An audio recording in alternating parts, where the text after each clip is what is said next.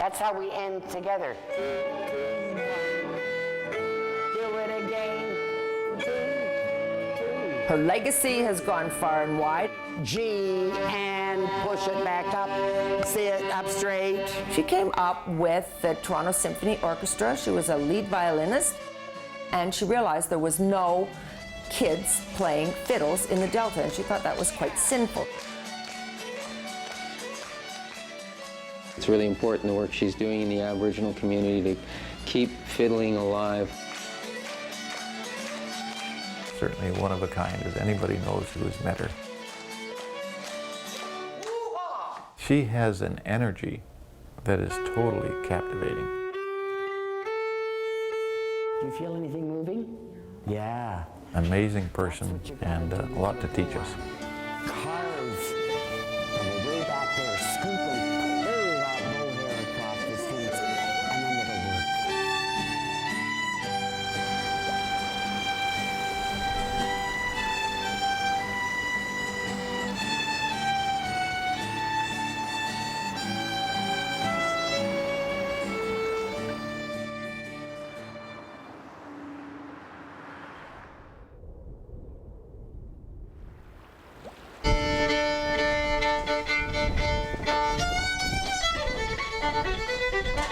A performer at heart, wherever Andrea Hansen travels, her violin is her constant companion. It has been her passport to the world. There you go.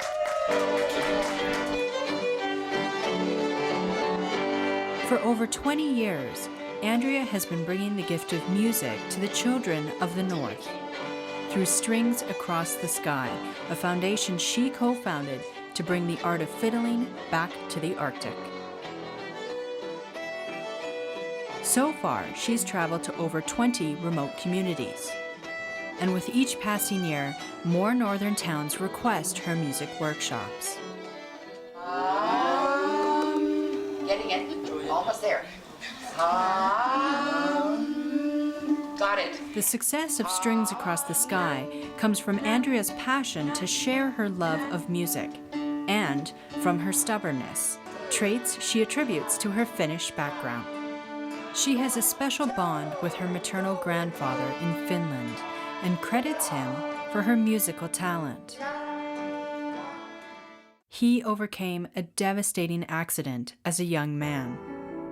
While running to catch a train, he slipped under the train and lost both legs below the knee. Despite the handicap, Andrea's grandfather forged a life for himself as a shoemaker. He married, had a family, and taught himself to play the violin.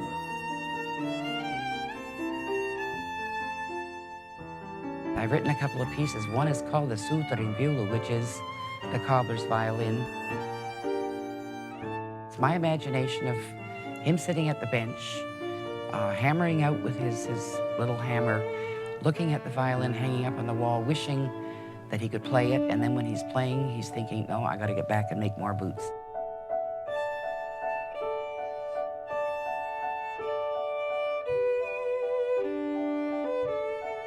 There was a part of him that was not quite whole and complete, but when he was playing the violin, he was a complete person.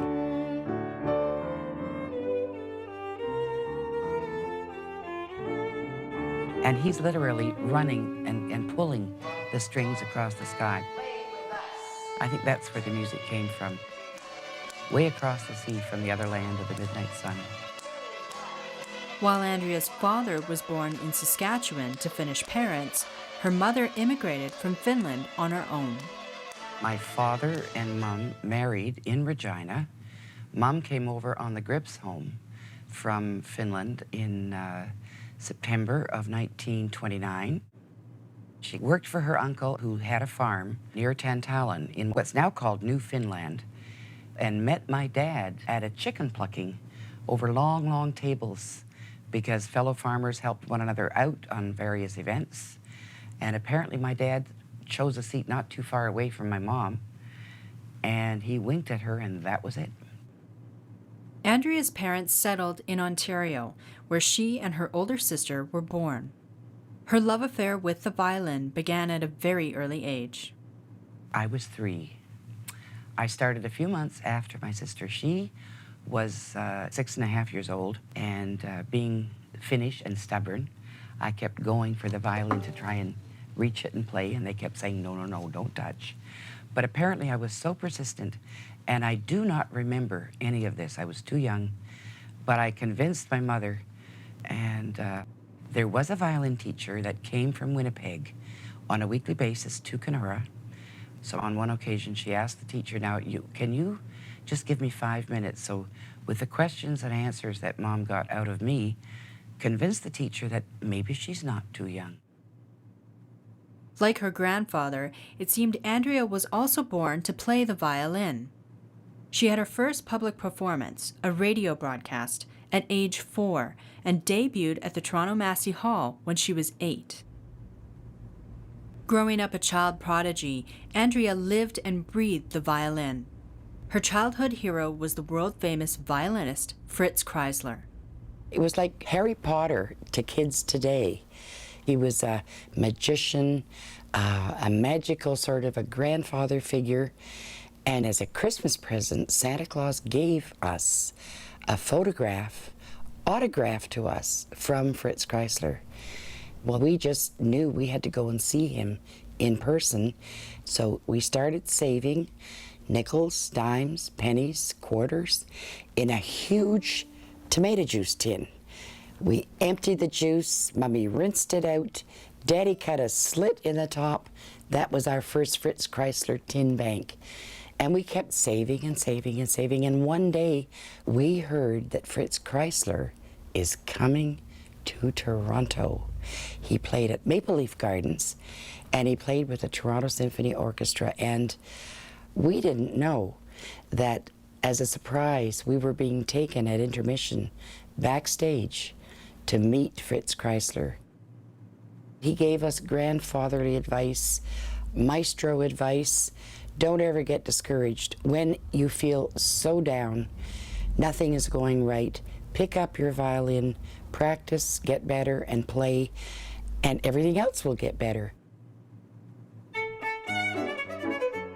When the child prodigies grew into teenagers, they formed their own act called the Hansen Sisters.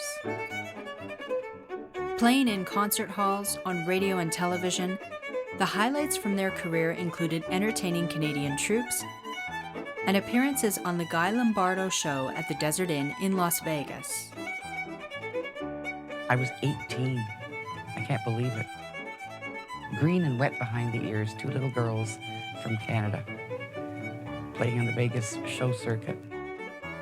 A 6-month tour of Finland gave Andrea and her sister a chance to visit the town where their grandfather had lived. We played for dances, we did radio shows, television shows. We played the first Eurovision broadcast live out of Helsinki with George Degutsinski as the Kapellimestari, the director of the Helsinki Television Radio Orchestra. But one of the most wonderful concerts was in the hometown of my mom, which was Myllykoski. That was where her father, the shoemaker, or as I say, the cobbler, he was a self-taught violinist. And when people in the surrounding areas heard that his granddaughters were coming to bring his music back to Finland, the town hall was packed from both political sides of the fence. And it wasn't because of us. It was because of who our grandfather was. In 1967, the Hansen sisters disbanded as Andrea and her sister decided to go their separate ways. She joined the Montreal Symphony, and then 10 years later, the Toronto Symphony, where she stayed for the rest of her career.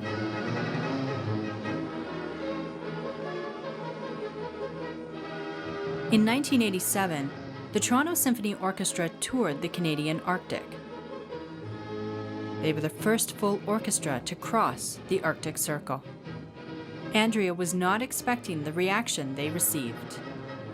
Our encore was Sibelius's Finlandia up in Inuvik, and people to this day still talk about how moving that music was and how much it reminded them of the landscape of the Barrens, the Beaufort Sea, the rocks, the seashore.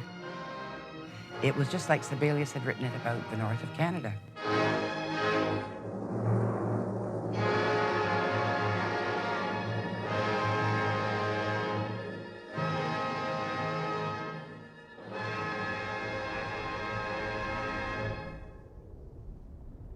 A chance meeting in Inuvik would send Andrea's life in a completely new direction.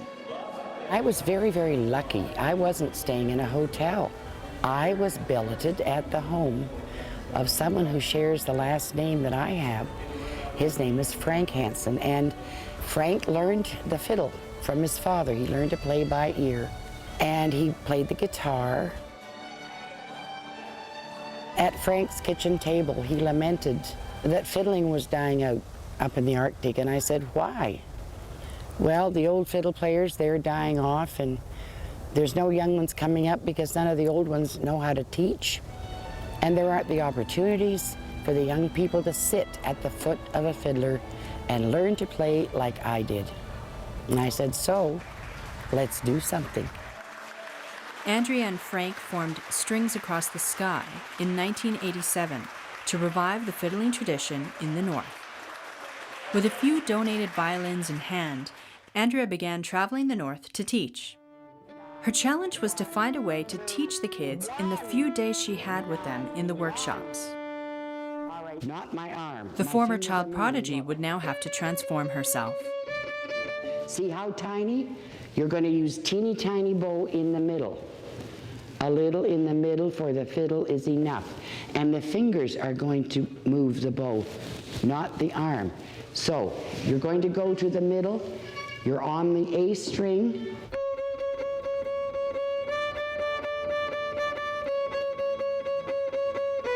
I was an entertainer. I was a performer, an orchestral musician, but I was not a teacher. I did not enjoy teaching. Now play. I tried twice to teach the offspring of a couple of friends of mine. And if I said, well, this is how you hold, this is what you do, this is how, and this is... Now, if I handed it to you, I couldn't understand, well, why can't you do this? Like, I just showed you how, why can't you do it? Hand away. So I had no patience for the teaching. That's good. Knees apart, feet flat on the floor, bum on the edge of your chair. Now, put the bow frog where your fingers are and rest it in the curve of those fingers. Now bring the fingers up and take the left hand away, and there you go. Are you ready? Circle with me. 1, 2, 3, 4. 1, off, too long. But when I saw the need, I had to learn how to become a teacher that made it fun for kids to learn. Make a circle. Who knows what a pingo is? George, you tell them. Pingo is the kind of things you see in your tuck. Yes, absolutely. And it's a smooth mound of earth, thousands of years of freezing, thawing, fresh salt. It has caused the earth to move up gradually. Our method causes you to learn gradually how to play the fiddle. So we call this piece the Pingo Push, because it's pushing you gradually to learn how to play.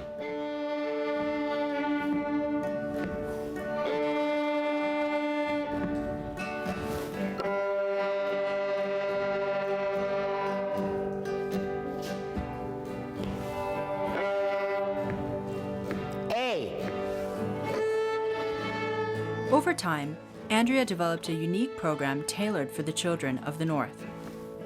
She even went back to her childhood to find a way to teach without violins, as there usually were not enough instruments to go around. When I was 3, my sister was 6.5 years old, and she was getting violin lessons. And I wanted to play the violin, but they said, she's too young, she'll break the fiddle. And I was of Finnish background, very stubborn, and I was not going to take that for an answer. So my mom, who was a very good cook and had lots of spoons around the house, I went to the kitchen drawer and I took out a wooden spoon and I tucked it under my chin and I copied everything that my sister was doing on the violin. If she raised a finger and put it down, I did the same thing. And my father was a carpenter. There was lots of little pieces of wood around the house. So I grabbed a stick of wood and I pretended it was my bow.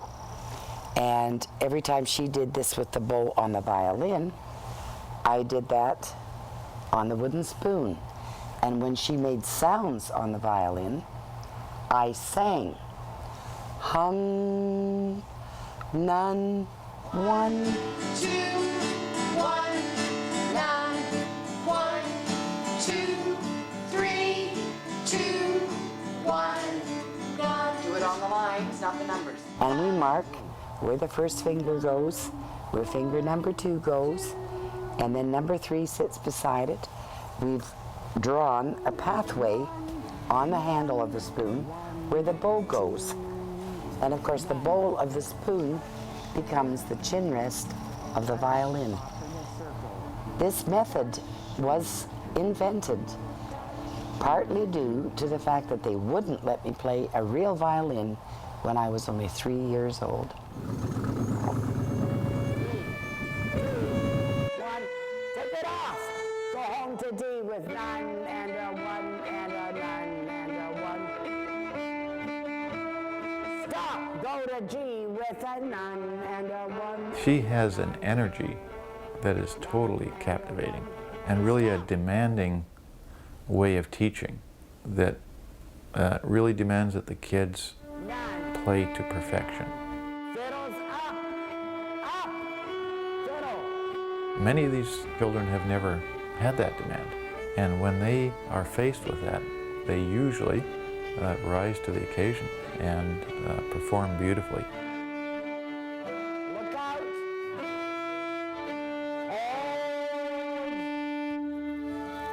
Hey, you're getting it. 2, 2, 2, 2. 3 long, long, bite. Bite, bite, bite, bite, long. Okay, everybody get, and you stay at the bottom of the bow. You can bite at the bottom of your bow, you can jiggle, you can play long notes. I like biting. Whatever, you can bite the bow at the bottom, bite the bottom of the bow. Hit the bow.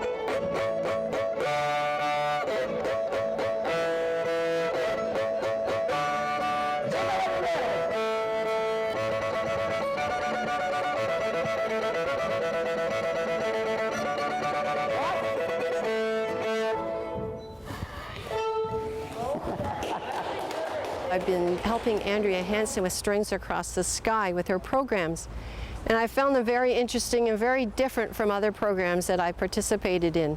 I've done conservatory training and Suzuki training, but this one uses a very holistic approach where the students move very quickly through the steps to learn to play. Just a little bit of an up bow, like this. Ah, me. Try that. 1, 2, 3, 1, push up.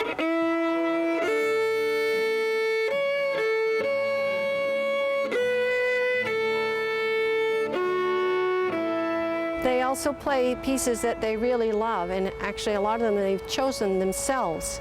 So instead of going from a detailed perspective, they go from a big approach and narrow down. And with the concentration that we have in say a week session, at the end of that week they're playing a whole concert, and the excitement and the progress really makes it really exciting and successful for the students.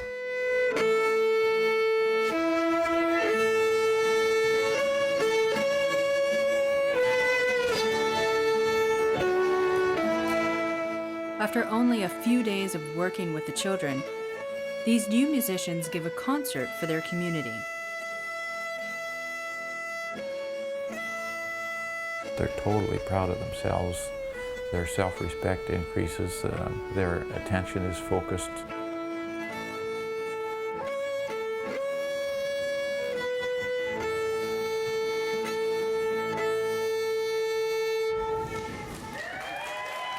This is why those of us who are supporting the program, participating in it, and so on, just love to have Andrea's workshops, because we hang out there with the kids and we're learning every second that Andrea's sort of on stage working with these kids. And that gives us the skills to continue when she's not around and off doing this somewhere else.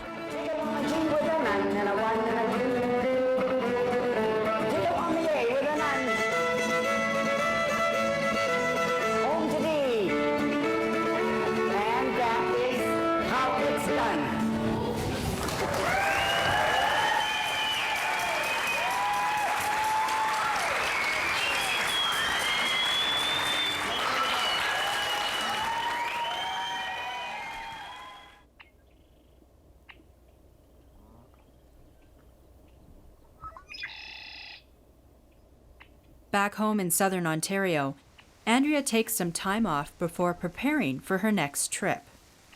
Even though she retired from the symphony over 10 years ago, Andrea still practices every day. As a child, I had some talent. I had a very good ear. I could sight read very well. And I cheated a lot. I didn't practice as much as I should have, because I had nerves of steel and I could play something pretending I'd practiced for hours. Now that I have tried to learn how to teach, I understand much more the value of the practice. Your ear has to remember a sound that you want to hear replicated by putting a finger somewhere on the string on the fingerboard. How do you learn how to do this? Well, it's the same as anybody who uses the keyboard of a computer or a typewriter or any repetitious task. Your fingers remember where certain, you can look here, your fingers will go there. When you have the violin under your chin, you hear the melody here, the fingers will remember where the notes are. So fiddle players, violinists, any musician, they must learn to train these muscles so they remember where to go. Now I enjoy practicing, and I've tried to learn how to explain it to students, why it's important you practice.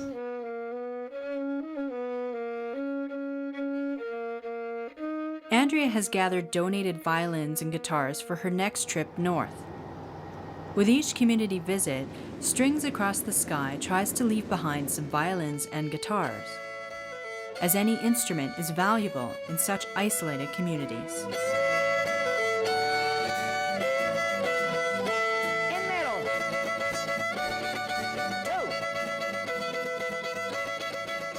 2. This is her third visit to Perry Sound. Okay.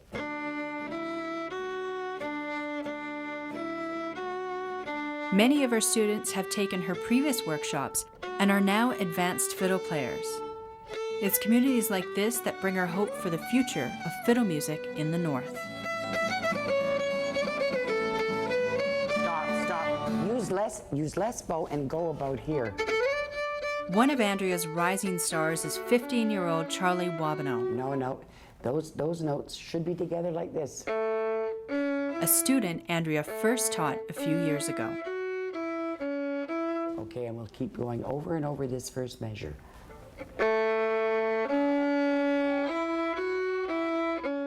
I've been playing the violin now for about 3 or 4 years, but in between there was a gap of when I stopped, because I never used to have the love and passion for it, I guess, until I waited for a little bit until I wanted to play it.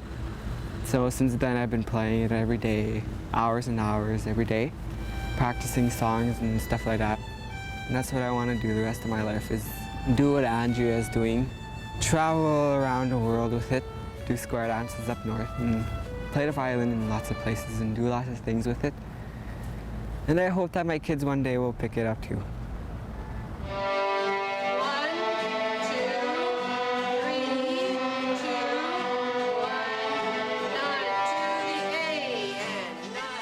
Andrea is also training the teachers she'll be leaving behind, who will try to carry on what she has started. My role here is basically to accompany her so that the kids get to hear what the chords are like played against the melodies that they're learning, so that they have a full understanding of what music is, not just playing melodies, but playing harmony.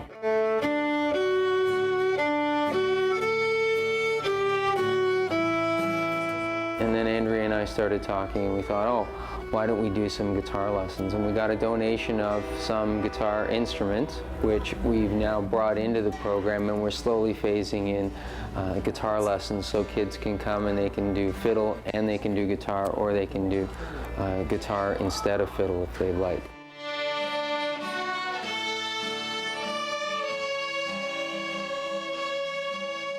It's really important, the work she's doing in the Aboriginal community, to keep fiddling alive.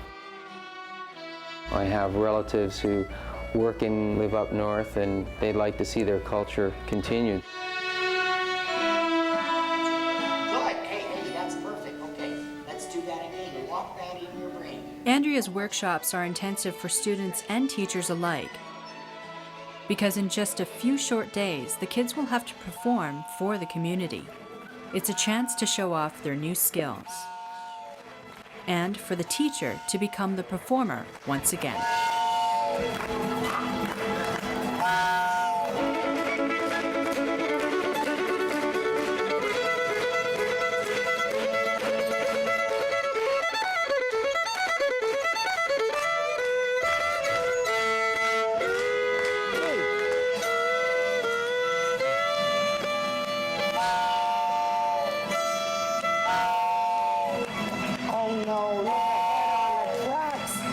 Something out there. There's a buffalo. There's a moose. There's a caribou. There's a car. Pull the cord.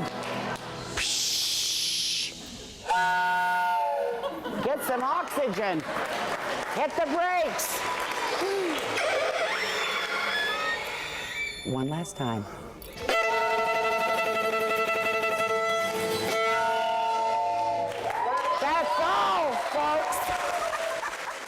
People are gradually waking up to the fact that music matters. It existed 2,000 years ago when Confucius made some comment that if a nation provides the nurturing of a soul, the growing of a mind and spirit through music for young children, then they shall see the beginning of a great nation.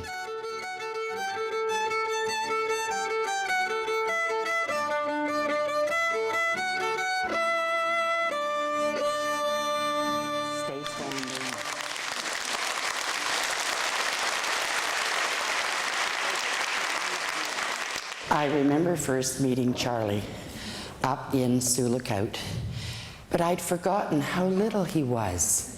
However, he does have a musical talent. He has a desire to help others. Charlie lives in a fly-in community, Fort Hope, north of Sulakaut. His dream, he told me, is to learn enough about fiddling and teaching to go into the northernmost reaches of our province, where there is no music, no instruments, and no roads. So we're going to try and help Charlie with that dream, and this is the beginning of the next generation of the people that we are encouraging to join Strings Across the Sky. But for Charlie to have gone from the Pingo Push and playing on a wooden spoon and on 1, 2, 3 and learning a few other songs, he has not only learned a lot about our method of stuff, but he's been learning to read music. I couldn't believe it when I saw him this year. He came and he said, do you know the Chinese breakdown? And I said, no, I didn't know they did.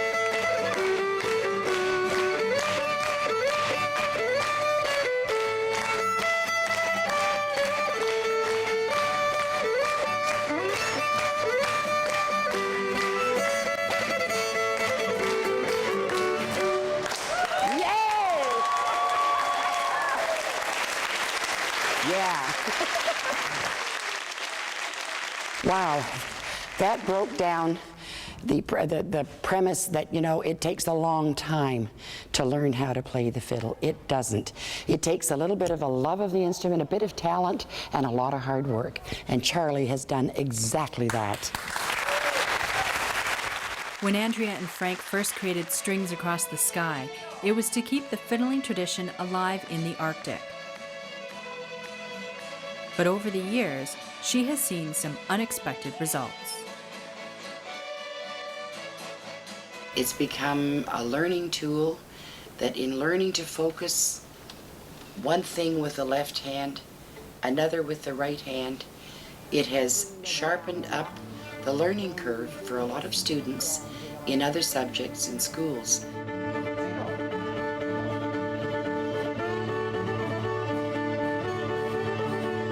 Teachers have come to us and said they cannot believe the improvement of some of the other subjects in students, those that have come through our program. Math skills have improved because music is mathematics that has a sound. Where is the G string?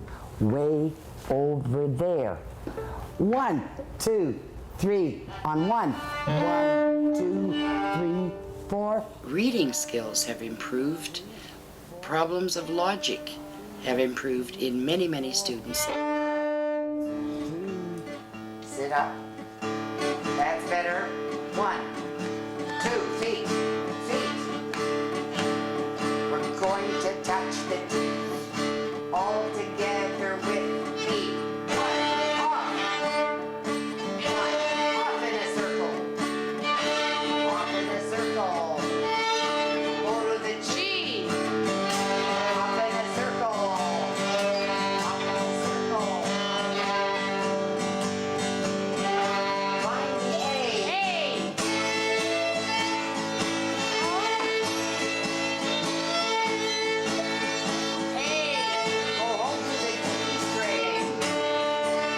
Children need music in their lives. It's a means of students, young people, and older people to gain self-confidence. Fiddles up. Ready and play with me. So it's gone far, far beyond reawakening and trying to revive the dying art of fiddling.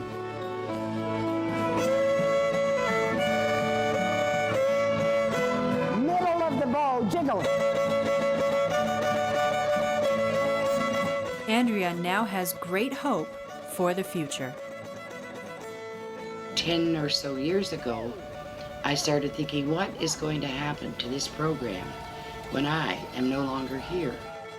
Well, I don't think I have to worry anymore. Out of the beginning of our program are coming students who had talent, who had initiative, who had community support, family support. Tony Alanak, who lives on Victoria Island, north in the Beaufort Sea, in a community called Holman. He was our beginning student some years ago. He was booked to play Folk on the Rock. Matthew Menico from Tulita, he was another student that began with us. He's now a performer that has been playing many, many places. And from Sioux Lookout, Charlie Wabineau, who started with us just about 3 or 4 years ago. Each of those 3 have expressed to me that they would like to start learning how to teach young people to keep that tradition going. So I guess my dream has come true because there are 3 young persons, and I know there are more out there, that believe in music, that it's as important to them as it is to me, because music is the future of the young people in this country. Are you listening in Ottawa?